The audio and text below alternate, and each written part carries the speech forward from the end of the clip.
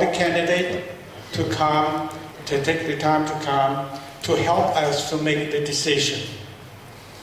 Before everything starts, may I introduce the President of the Chinese Central Ontario Chinese Cultural Center, Mr. Man.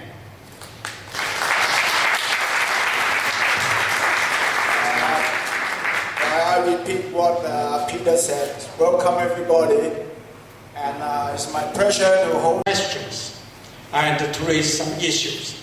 So even if a candidate, many candidates are here simply because we want to raise the awareness of the issue as well. And for that, we are also very grateful. Now, would the 2 minutes introduction be agreeable to everybody? I know this is really hard. You have a lot to say. It is certainly a challenge to shorten it to 2 minutes. And in order to do that, I would like to have Mr. Peter Braid representing PC. Well, thank you. Thank you very much, Peter, for that introduction and for kicking us off. I'm very pleased to be here at the COCCC. I've attended many COCC events in the past, but this is my first time at the actual office of the COCC. So it's great to be here. Over the past 2.5 years, I've been working hard to build strong relationships with the diverse communities of our region, including the Chinese community and the COCCC, our hosts this evening. Canadians of Chinese origin are an integral part of this region, and we benefit greatly from their many valuable contributions to our community. Our government has also been building ties with other nations, including China. And reciprocal visits between Prime Minister Harper and President Hu have led to a stronger partnership that has brought benefits in areas such as trade, tourism, and education. Our government has also taken positive steps to build bridges with Canadians of Chinese origin. Prime Minister Harper made an official apology in the House of Commons for the Chinese head tax and brought forward a reparations program.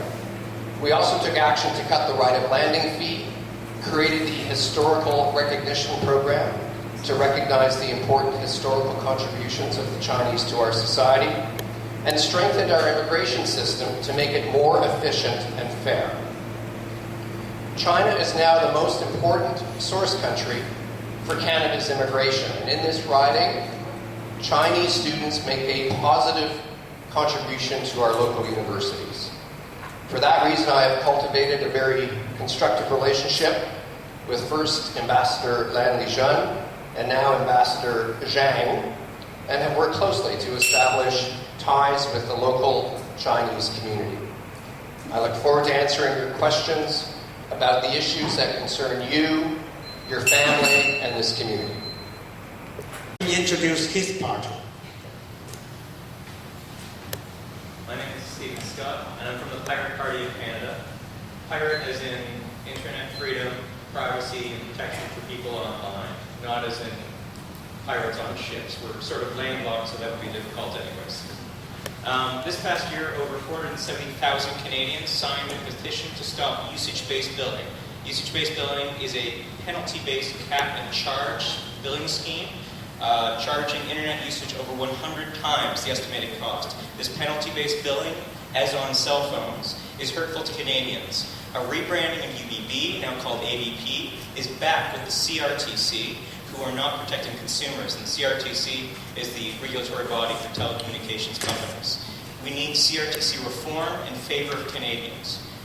Bills C-50 through 52 will be bundled and put to the House within 100 days of forming a Conservative government. These bills make internet wiretapping possible in Canada.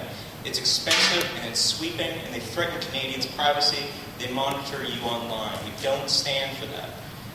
What Michael Geist has called a playbook tax, Bill C-32, would force users to rebuy songs, videos, and applications with each new device, dramatically increasing the total cost, hurting companies like RIM and new telecommunications companies, and new communications companies within this riding of Kitchener-Waterloo, of course. I ride the bus every day. And so I understand the transportation issues that affect this area and all of Kitchener-Waterloo. I'm also a graduate of Sheridan in computer science technology. And for such an innovative and tech-focused rider, I think it's important that we have someone who understands our industry to represent the rider. I'm the only one on this panel that has that background. The Pirate Party stands for open government, patent and copyright reform, and so on. Thank you very much. Thank you for the invitation. It's my pleasure to share with you the values of the Green Party. Here in Kitchener-Waterloo, we have a history of economic and technological innovation. There is a very modern, intellectual, and entrepreneurial spirit in this region. We also have people among us who choose to live as if the Industrial Revolution never happened. They shun modern conveniences to live simply, and their priority is their extended family and their shared values. We are a community that welcomes immigrants and refugees at a higher than average rate. Recently, while canvassing, I met people from Russia, China, Kuwait, the US, and from various European countries, all living on the same street in Waterloo. I believe that we all basically want the same things: a home. Telegdi. Thank you very much and good evening. I was going to give a similar speech to I gave last night, and I hope you go online at the record and look it up. And one of the things I talked about is how our Conservative government sold out our biggest industry, research in motion, and what kind of implication that sellout can have on us. But as I sit here, I'm reminded of the fact that I spent many days traveling Canada with the Citizenship Immigration Committee, talking specifically about family reunification. And when I look out at the audience, one of the groups that were consistent in making presentations to us on family reunifications were the Chinese Canadian community.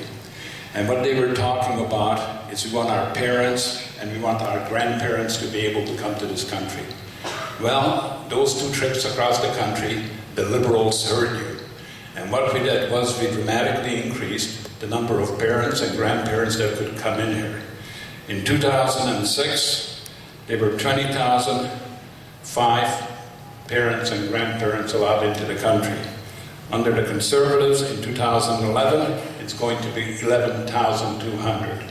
You have been virtually cut in half in terms of the number of people we're letting in. And this is wrong, because when you want to bring people in as economic migrants to Canada, you want to make sure they can bring their family.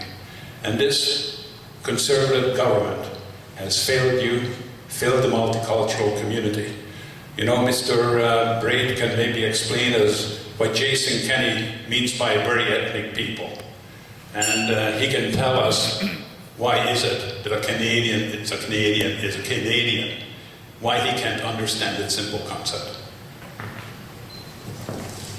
Mr. Bill Brown.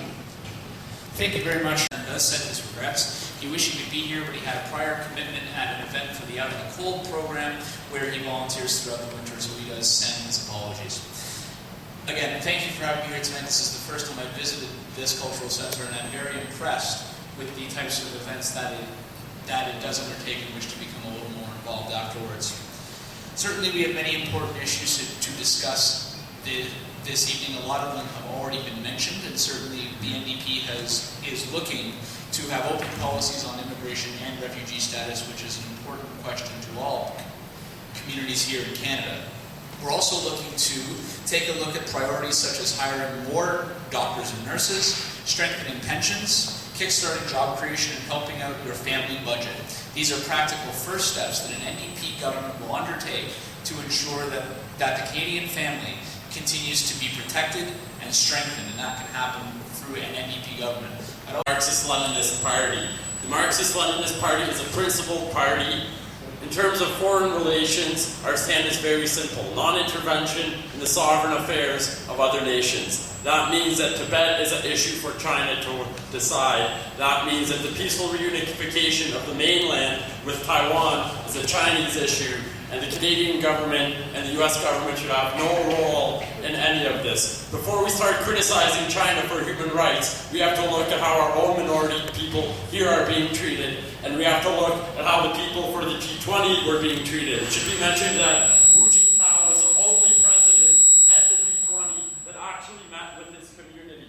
I have been a political organizer in Kitchener-Waterloo, fighting for the rights of the people since I was 14. I have been organizing street youth and homeless youth to meet the needs of the people. I believe that what we need is we need to have people in Parliament that represent the needs of the people, as opposed to these big parties that serve only the interests of the rich. I believe that we need to have friendly relationships with China based on mutual aid, and we need to stop the fear-mongering, such as what's been happening in McLean, saying that the University of Waterloo is too Asian. And yeah, we need to figure our own problems, deal with our own problems before we start trying to police the world.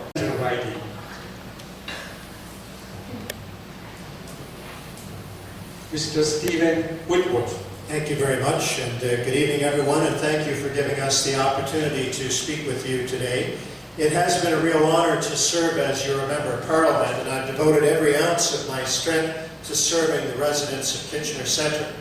I've kept an open door to all of my constituents, and I've represented your concerns to Ottawa, not just Ottawa's concerns to you. I've enjoyed the friendship of and the celebrations of Canadians of many diverse origins, including Chinese Canadians. I've also delivered support for worthy projects like the Anselma House rebuilding, the Residential Energy Efficiency Program, Demonstration House, downtown redevelopment in Kitchener, rapid transit, and many other important initiatives. It's helped enormously, ladies and gentlemen, that all of our local Conservative members of Parliament have worked very effectively together as a team. I want you to remember there were big problems before our government was elected in 2006. The sponsorship scandal hung heavy in the air. Parents were accused by some of spending money on beer and popcorn rather than their own children. In Quebec, support for sovereignty was certain. Okay, it's on. Good. Thanks to everyone for coming out tonight. It's an honor to be invited to the COCC for this important information session. I want to say something about what the Green Party is, and I'll begin by saying what we're not. We are not a single-issue party, as we're sometimes characterized as being. We have well-developed views on a whole variety of issues of concerns of Canadians. Immigration, foreign policy, healthcare, the economy, our status at NAFTA, and much, much more. And furthermore, we have a fully costed platform. Out canvassing, I'm often asked what really distinguishes